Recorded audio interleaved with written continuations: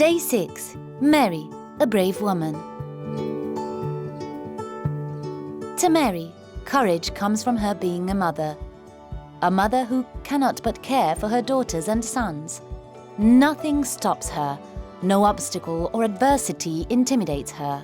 No gesture is useless to ensure her presence, even silent and full of expectation, as at the foot of every cross when she stands strong. Mary, the mother of Jesus, has become the symbol of the courage of mothers of all times, thanks to her incredible strength of spirit. However, she too faced many fears in her life, such as fear of not being understood, fear of the wickedness of men, fear of failing, fear for Joseph's health and the fate of Jesus, fear for being alone, and many others. If there does not exist, we should erect a shrine to the Madonna of Fear, where all could find refuge and strength to face their fears. Despite her fears, Mary never gave in to resignation, but always responded with determination, overcoming unprecedented difficulties. From the discomfort of giving birth in a stable clinic, to the bitterness of the day, she courageously cried under the cross of her son.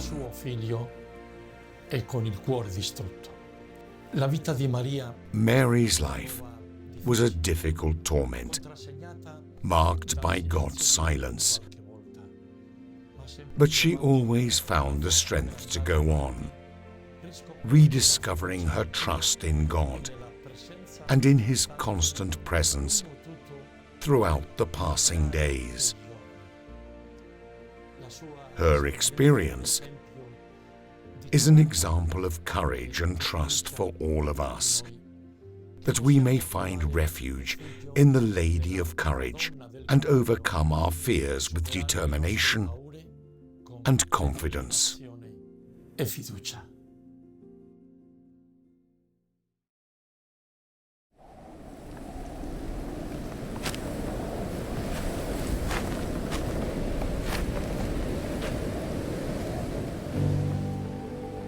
Everyone is born once. I was born twice. Mine is a story of the terrible times of the Second World War. Mine was a quiet family of Jewish origin, but as it happened so many times in history, Jews like us began to be persecuted and deported to Nazi concentration camps. Being deported to the camps was a death sentence. I was only 19 years old when one day soldiers broke into our house. There was no time to take anything. Those men pushed us out, and after a painful march, we found ourselves in the rain in front of a freight car, packed with people like us, cold and incredulous at so much violence. We were being taken away to a concentration camp along with many other Jews. Fear was palpable in the air, and we all knew that death was the only thing awaiting us. My mother had run after the truck that was taking us away. Strangely, she had not been arrested. We embraced each other with eyes of love and despair. Suddenly, my mother stepped forward and exchanged her place with mine. Her determination and courage took me completely by surprise. I could not believe that she had decided to sacrifice her life to save mine. Although we are talking about something that took place 80 years ago, I will never forget her last words and her farewell glance. She said, "I have lived enough. You must live again, because you are so young." Many children are born only once. That day I was given life twice by the same mother.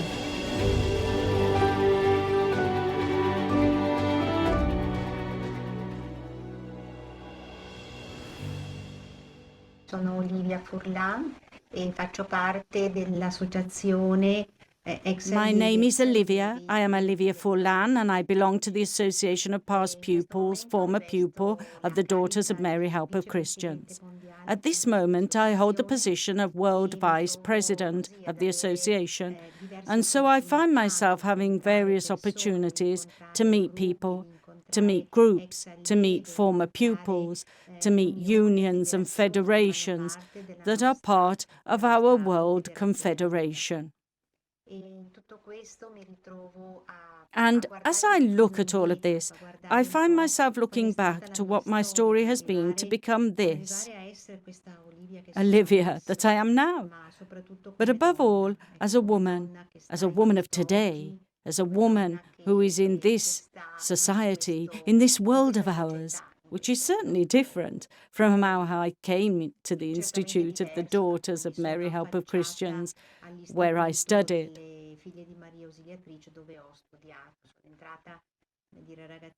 I entered as a shy reserve girl, just that, as a person afraid to talk or enter into relationships with others, who could be my companions or the FMA, the sisters themselves.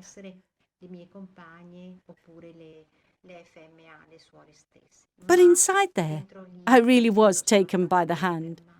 Inside there, in the Institute and in the FMA, I felt like a person. I was accepted for what I was and for what I could perhaps become, with patience and with cultivating myself. What did cultivating myself mean to me? It really meant giving value to a received charism, a received Salesian charism. I owe so much. Then thinking back to our holy founders, how much courage they had in facing situations that seemed impossible, seemed almost titanic, and yet they went ahead without fear. So I find myself now, as a woman, certainly changed since I entered in the Institute to study. And I made a journey that helped me make an important choice to say yes and join the World Confederation, even thus taking on the responsibility of Vice President. And all this I can unite with all these intertwined relationships, knowledge, around one word, the word courage. Courage to live, courage to be, courage to bear witness to that Salesian faith. I can use this word, which accompanies me and makes me say, I am there. I look beyond, I look ahead, and I look up. The courage to be myself, and the courage to have clear goals, precise goals to achieve, even if they are small, of course, but in which I firmly believe, and it still takes. I still use this word. It takes courage not to get tired. It takes courage to stay firmly rooted in the very roots that we have received.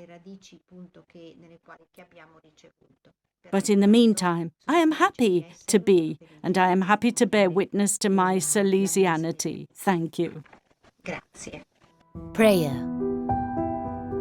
Holy Mary, brave woman, you did not resign yourself to existence. You fought. You faced obstacles head-on. You reacted in the face of personal difficulties and rebelled against the social injustice of your time.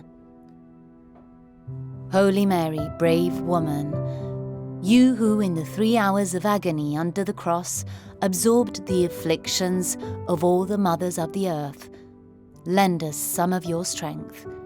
You, the symbol of women irreducible to the logic of violence, guide the steps of the courageous mothers because they shake the silence of so many complicit situations. Help us to carry the burden of daily tribulations, not with the soul of the desperate, but with the serenity of one who knows he is held in the palm of God's hand. Then, Comforted by your breath, we shall invoke you with the oldest prayer ever written in your honor. Under your protection we seek refuge, Holy Mother of God. Despise not the supplications of us who are in trial, and deliver us from all dangers, O glorious and blessed Virgin. So shall it be.